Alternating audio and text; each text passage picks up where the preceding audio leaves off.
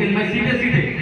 4 मिसरा आपके जहन तक पहुंचाता बदर खास समान करें और हमारे लाडले भाई साहब पढ़ता बुलाया करें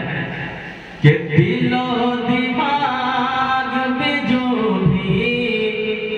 फुतूर होता है, दिलो दिमाग में जो भी फुतूर होता है, दिलो दिमाग में जो भी फुतूर होता है, कि दिलो दिमाग में जो भी फुतूर होता है, दिलो दिमाग में जो भी फुतूर होता है, दुरूद पाक के पढ़ने से दूर होता है,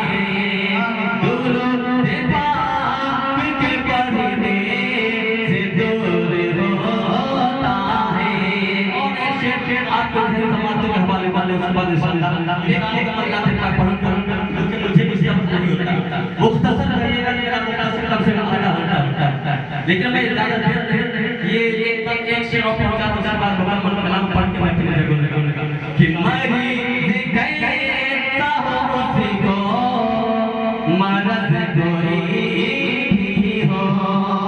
मरीज कैसा हो उसको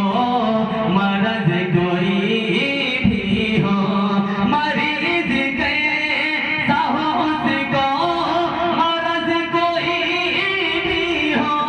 मरीज कैसा हो उसको मरद कोई भी हो, मदीने जाके वो अच्छा जरूर होता है, मदीने जाके वो अच्छा जरूर होता है, दुरूद पाक के पढ़ने से दूर होता है। दुरूद पाक पढ़ अल्लाहुम्मा सल्ली अला